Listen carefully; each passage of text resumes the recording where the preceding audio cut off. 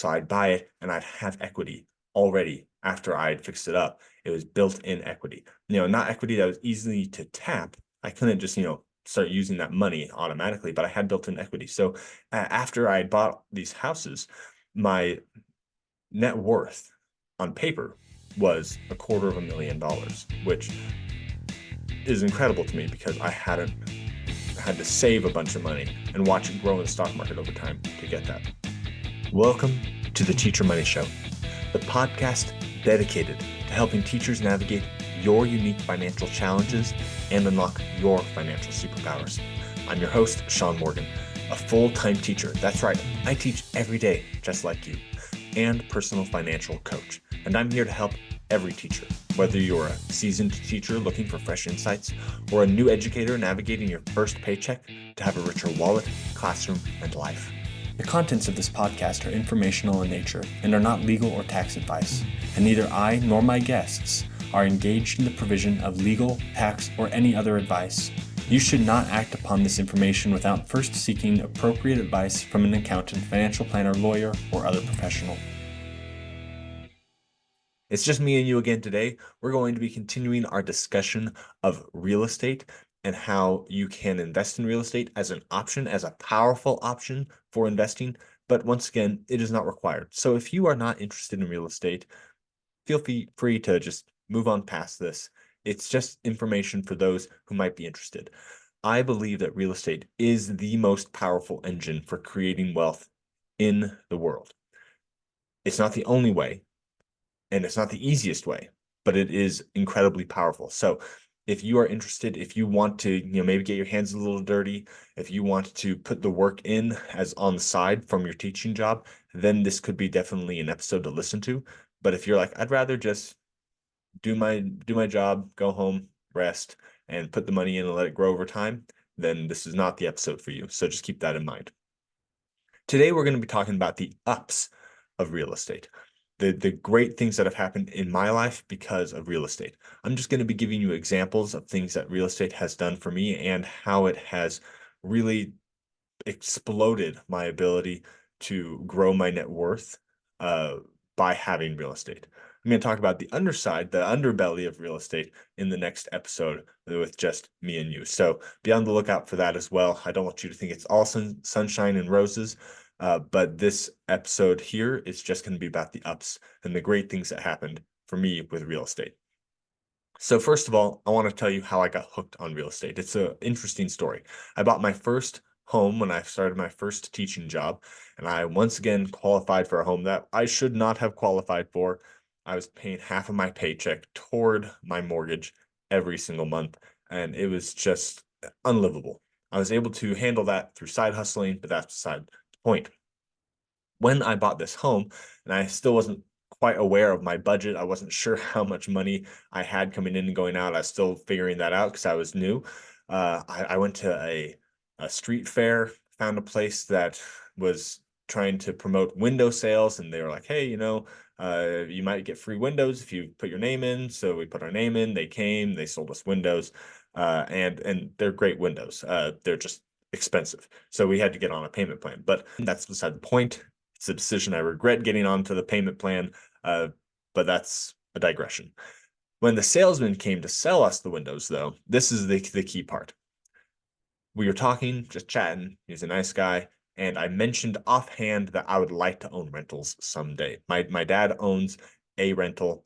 I knew about them. My grandpa owned rentals. So I'm like, yeah, sure, I'd like to own a rental someday. And he mentioned BRRRR, which is a whole organization dedicated to teaching people about real estate.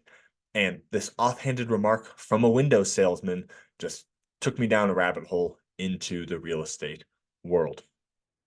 So I started listening to podcasts, hundreds of hours of real estate podcasts, learning everything that I could. And that is the first step towards real estate. You have to really just assimilate the information. If you do not pull all that information together, you won't be able to do it successfully. You cannot think, I will do real estate by just jumping in. Without the education, it's just not going to happen. I can teach you everything you need to know about index fund investing in a 20-minute episode.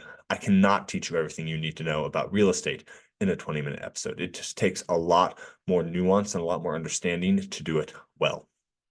So I start learning, and I'm trying in Colorado where I lived to get into real estate, but everything is so expensive. Most of my paycheck is just going straight to my mortgage.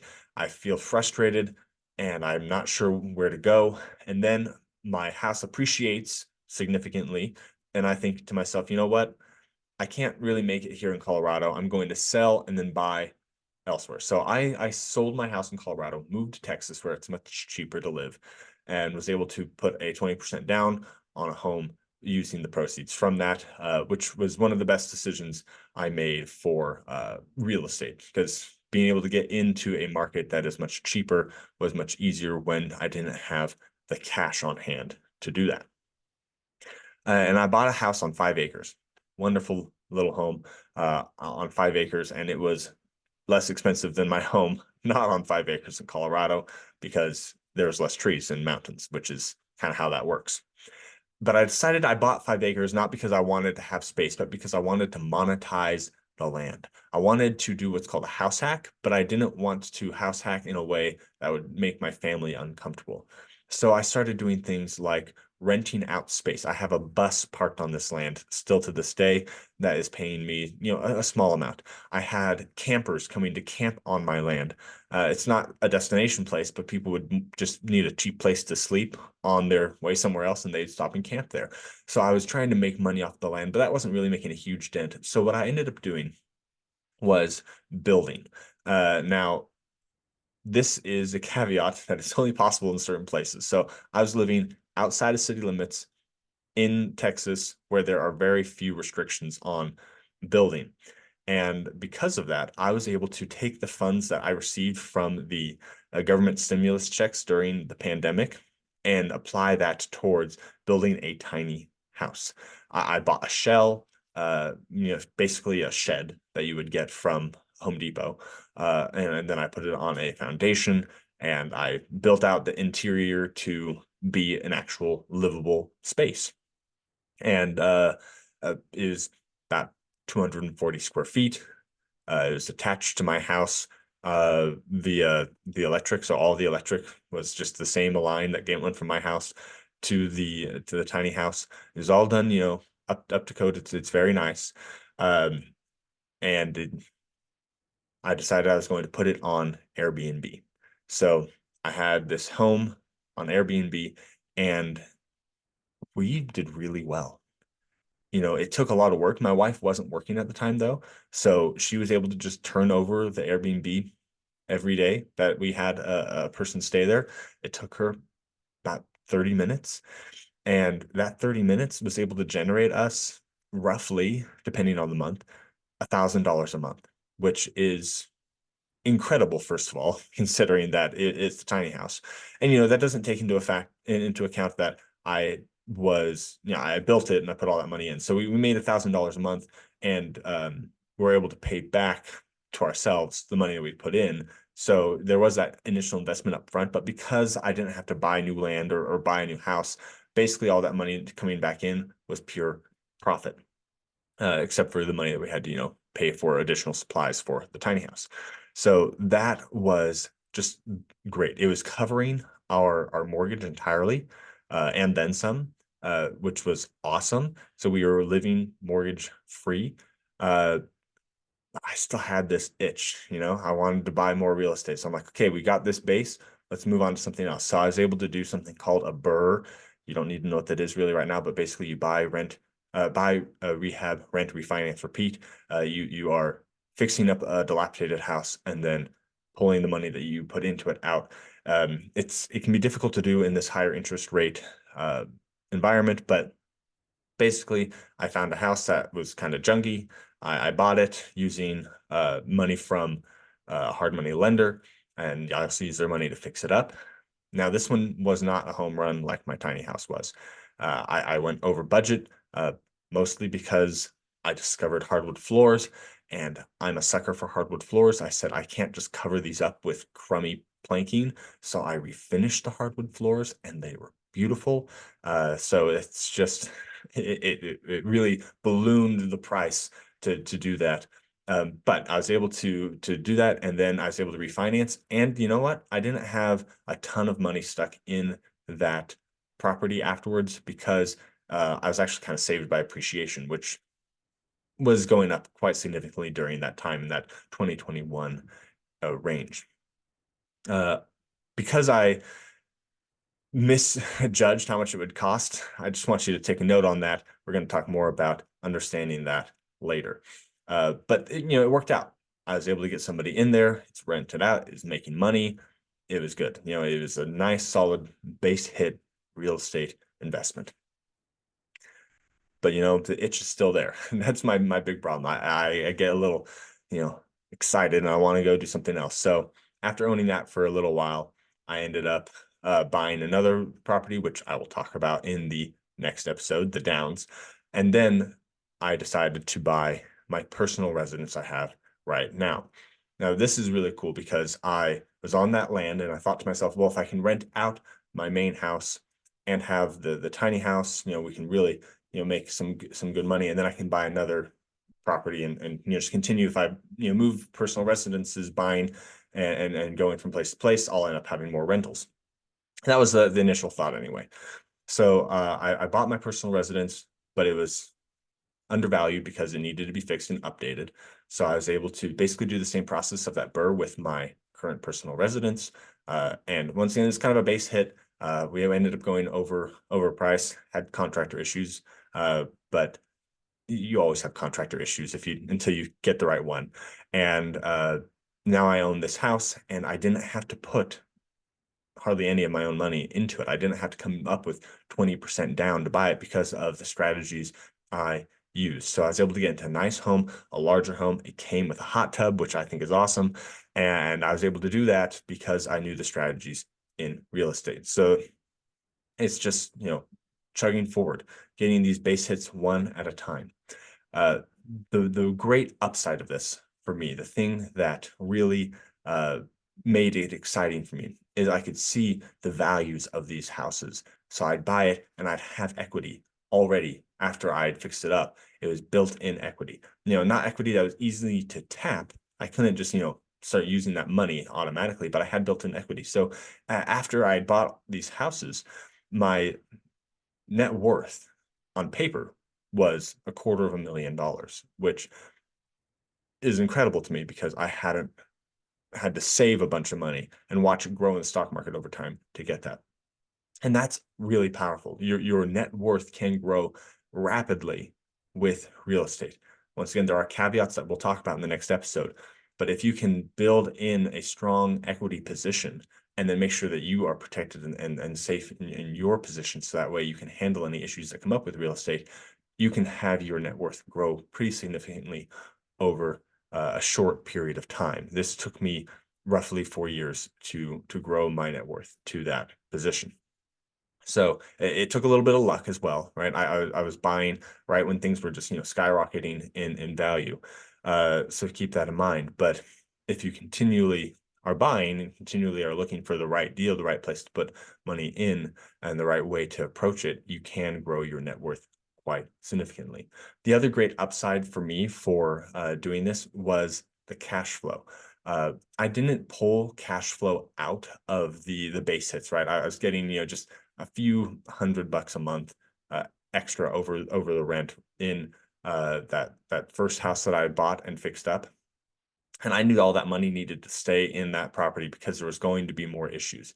There's going to be more problems that needed to happen because that's owning houses. Houses are always going to have more problems. So I kept that money there and I figured over time the rents would go up and I'd be able to expand that gap, and then I can maybe take some cash flow later. But I was keeping all that money right in there.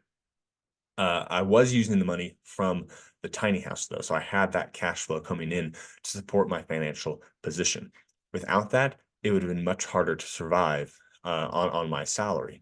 So having that additional income coming in that I can use is powerful. But once again, it's only in small amounts that you can do that with real estate initially, because you do need that money on hand saved for potential things that are coming up. I was only able to take a larger amount from the tiny house because it wasn't needing to pay down a mortgage, because I already had the mortgage on my personal residence that it was basically attached to. So, having a short-term rental, right, like an Airbnb, is a great way to get cash coming in now, as long as you're willing to put in the work and you're able to do those turnovers or pay somebody else to do the turnovers for those. Of course, when you pay somebody else, the cash decreases. So just keeping in mind that your net worth can go up rapidly. You can start getting some cash flow, some money that you can use to have some wiggle room, but not a lot. Those are the main initial advantages that I had from real estate.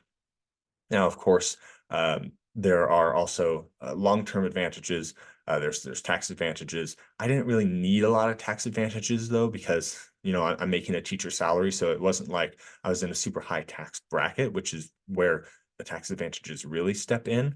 And then there's also the pay down of the mortgage, and I was able to have pretty low interest rates during this time. So the gap between the rate and the rent I was getting was quite significant. This was exactly what I was hoping for. I moved to Texas to build my real estate empire, as my wife likes to make fun of me calling it. And it was working, right? It was definitely working almost exactly as I wanted it to. Now, I want to just point out that we're going to talk about the downs. But if I had not made a couple of key mistakes, which I'll talk about in the next episode, this would have kept working, right? Real estate is a powerful engine for growing your net worth and getting, cash flow coming in. When you have just a index fund, right? Your net worth grows as that goes up, and there's going to be a little bit of cash flow, maybe if you have dividends in there, but usually those dividends are just going to get reinvested because that's how you really get the long-term growth that you're looking for. With real estate, you can get that growth through appreciation, and cash flow, of course, is important in that because it can pile up, but you can actually have real dollars coming in every single month.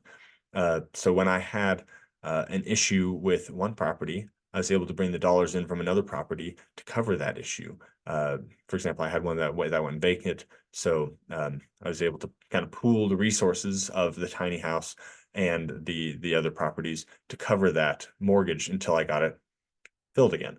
And I was fortunately very lucky to get them filled pretty quickly because once again, that was during a time when it was quite simple. So it's just a powerful way because you have actual cash that you can tap into when you need it.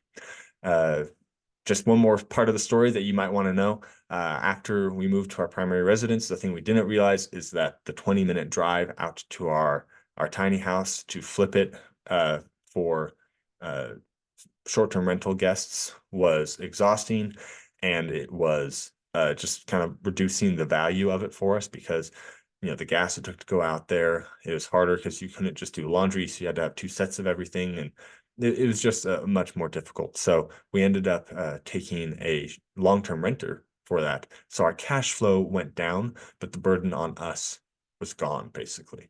Don't have to go out there hardly at all. So the balance there is an important thing to note, that the more you work at real estate, the more money you will make. The less you work at it, you'll make less money, but you'll have less of a burden. So that's something that you would need to figure out what you are comfortable with. But keep in mind that as a teacher with relatively low incomes for our professional attainment, you probably don't have the cash to just pump into real estate to get the return that you want. So it's going to take some sweat equity, right? I built the tiny house by myself, except for two things. Electrical, I had an electrician make sure everything was hooked up correctly, and septic tank, because that needed to be done professionally, and it needed to be certified by the county. So those things had to be done not by me, but everything else I was able to get it done myself simply by watching YouTube, actually. And I've had to fix a lot of things in my houses that I could have spent hundreds or thousands of dollars on, but because I was willing to get my hands dirty to learn about it, I could fix it myself. That is the way that most small-time landlords begin, is getting in there, doing the work, and getting things fixed. as they need to. So that way you are able to pinch those pennies to keep growing your real estate. So if you don't want to do that, if you are thinking to yourself, you know what, the idea of, painting this room, or the idea of putting down baseboards, or the idea of replacing a doorknob. I had a doorknob that got locked and the key was the wrong key. And so I had to take apart the doorknob and rekey the doorknob myself. I mean, I could have spent 35 bucks on another doorknob, but I spent an hour rekeying it myself instead, which for me, 35 bucks an hour seems like a fair trade. So that's what I ended up doing. There are lots of things that you can do to uh, really, boost your profits in real estate, but you need to be willing to put that work in. So if you're not one of those people that want to put the work in, or if you feel like I'm just not handy enough to do that, uh, just keep in mind that it's going to be more expensive for you to get into real estate. So that is uh, an up for me, is I get to go in there and I get to do things with my hands. Like, on Monday, just this last Monday, I got to go fix a wall. As actually doing like a nice like board with trim on it to kind of make a border, and I was able to fix some things. And I kind of enjoy that. It's a time for me to listen to an audiobook. It's a time for me to not be on a screen, because I'm on a screen all day teaching online, and I'm able to work with my hands and feel like I've accomplished something. And so that's an up for me. But if that wouldn't be an up for you, then put that on the downside, right? On the stuff that you don't want to do. So that is the way to think about real estate, is just keep in mind that there are great things that are going up for you, your net worth, your cash flow, your ability to get in there and get things done if that's your kind of person. And that is why I think real estate was just a great path for me. And I think that if you want those things, if you feel like that's something that's calling to you, if you like looking at houses, I love looking at houses. I'll get on Realtor app and just kind of scroll through houses for fun. If you like thinking to yourself, oh, we could do this, we could do that, we could change this, not like, HGTV, like, oh, I can make it the most beautiful thing ever, because if you do that, you're going to probably lose your money. But if you could just think about how you can improve something, make it more aesthetically pleasing, make it more useful, then real estate is an exciting way to do that. It's a great way to engage with the world in that, in building and creating. And it provides a great service as well, because these houses are old, they need to be fixed up, and it creates housing for people that need it as well. So it's a rewarding thing in that way, that I would highly recommend that you do, if once again you are interested. I feel like I kind of got swept into real estate by this mania of like, oh, you got to do real estate to be wealthy. And I don't regret that, but I do wonder how my life would be different if I hadn't gone into the real estate mania. So don't feel like you have to do it, or it's something that everyone's doing, so you don't want to miss out. Only do this if, with the way I've described real estate to you, sounds like an exciting thing that's up, that's lifting you, because that is what makes real estate great, is when it energizes you and it's something that's pushing you towards your financial goals. Okay, that is our show. Now it's time for the Cliff Notes. The Cliff Notes are brought to you by me. Well, it's actually brought to you by My Budget Coach. So My Budget Coach is a software that's used to do your budget. But the great thing about it is it pairs you with a coach who can help you answer questions about how to use the software, but also help you with your actual budget and maybe point out the blind spots that you have.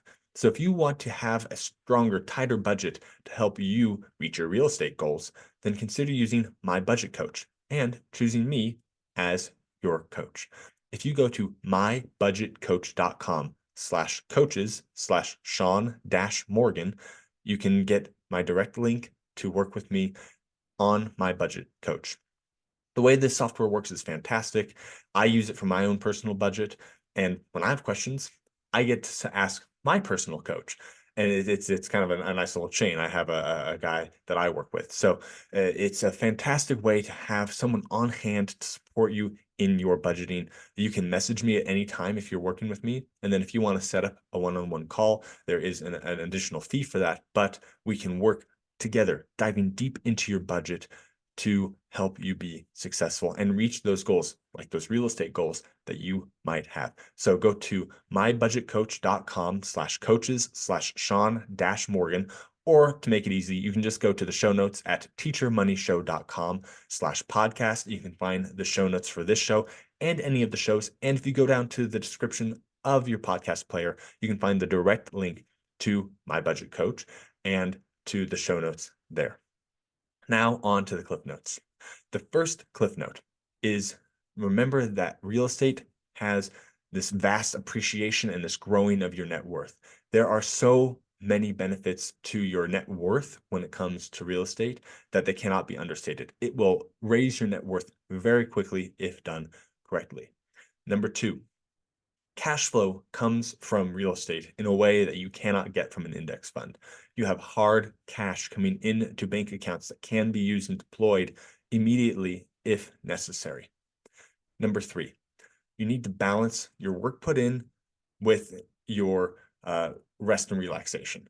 So the more work you put in, the more money you'll make, but keep in mind that it's going to stress you out. Potentially, it's going to have a lot more just riding on you and getting things done. While if you have less of yourself involved, you won't get as much money, but you'll have more relaxation, and you have to find that sweet spot for you. So the high end of that is, Airbnb, short-term rental, or fix and flipping. And then the low end of that is passively investing in like a REIT, which is basically stock investing, but for real estate. So there's a wide range in between there of how much effort you put in and how much of return you get out. And the last thing to keep in mind, cliff note number 4, is real estate is fantastic if you're excited about it. Don't get into real estate if this is not something that lights you up, because real estate is only going to be effective if it lights you up.